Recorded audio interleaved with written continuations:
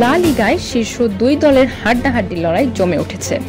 Real মাদ্রিদের থেকে 6 point এগিয়ে যাওয়ার সুযোগ ছিল বার্সেলোনার সামনে, কিন্তু রিয়াল বেতিসের বিপক্ষে নিজেদের মাঠে 1-1 গোলে ড্র করে সেই সুযোগ হাতছাড়া করল বার্সা।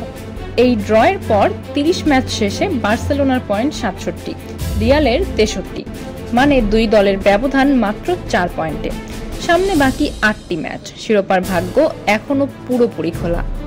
এই অবস্থায় প্রশ্ন জাগছে, 11ই মে বার্সেলোনার মাঠে এল ক্লাসিকো কি হয়ে উঠবে শিরোপা নির্ধারক ম্যাচ? এদিকে বার্সার মতো সুযোগ ছিল রিয়ালের সামনেও, কিন্তু তারা ঘরের মাঠে ভ্যালেন্সিয়ার কাছে 2-1 গোলে হেরে বসে। তবে কিছুক্ষণ পরই বেতিস বার্সার পয়েন্ট কেটে নিয়ে যেন রিয়ালকে কিছুটা স্বস্তি দেয়। ম্যাচে 7 মিনিটে গাভির গোলে এগিয়ে যায় বার্সা, তবে 10 মিনিট পরেই নাথান হেডে গোল করে সমতা ফেরান।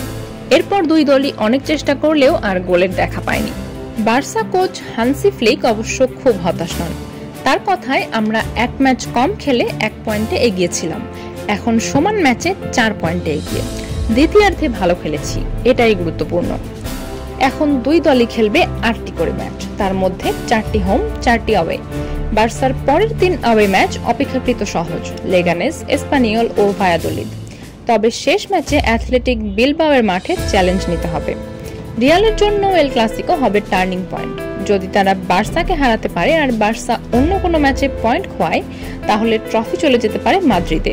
রিয়ালের পরের ম্যাচ 13 এপ্রিল আলাভেসের মাঠে, আর তার আগেই মাঠে নামবে বার্সেলোনা লেগানেসের বিপক্ষে। লা লিগার শেষ অধ্যায় শুরু হয়ে গেছে, সব চোখ এখন এল ক্লাসিকোর দিকে।